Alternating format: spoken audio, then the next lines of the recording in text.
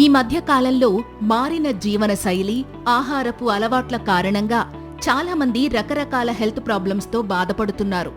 అలా ఈ రోజుల్లో చాలా మంది ఎదుర్కొంటున్న కామన్ హెల్త్ ప్రాబ్లం డయాబెటీస్.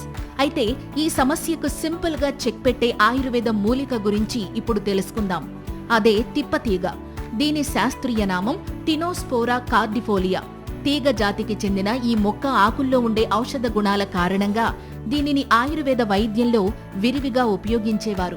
ముఖ్యంగా కామెర్లతో బాధపడేవాళ్లు తిప్పతీగ కషాయాన్ని తేనెతో కలిపి ఉదయాన్నే తీసుకున్నా లేదా దీన్ని కషాయాన్ని మజ్జిగతో కలిపి తాగినా కామెర్లు తగ్గే అవకాశం ఉంటుంది.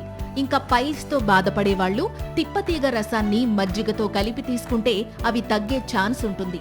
ఇక వాంతులతో ఇబ్బంది పడేవాళ్లు తిప్పతీగ కషాయాన్ని తాగితే వాంతులు తగ్గుతాయి.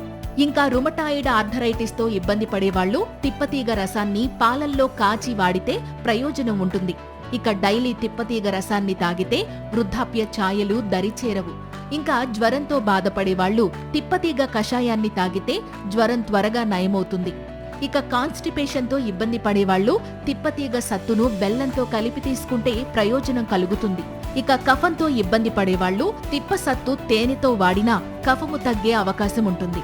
ఇంకా బోధకాలతో బాధపడేవాళ్లు తిప్పతీగ కషాయాన్ని నూనెతో కలిపి తీసుకుంటే అవి తగ్గే ఛాన్స్ ఉంటుంది.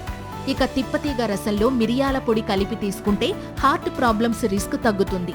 అలాగే డయాబెటీస్ తో బాధపడేవాళ్లు తిప్పతీగ రసాన్ని తేనెతో కలిపి తీసుకుంటే బ్లడ్ షుగర్ లెవెల్స్ కంట్రోల్లో ఉండే అవకాశం ఉంటుంది.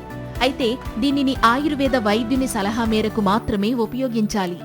ఈ సమాచారం మీకు నచ్చినట్లయితే ఈ వీడియోని లైక్ చేసి మీ ఫ్రెండ్స్ అండ్ ఫ్యామిలీ మెంబర్స్ కి ఇప్పుడే షేర్ చేయండి.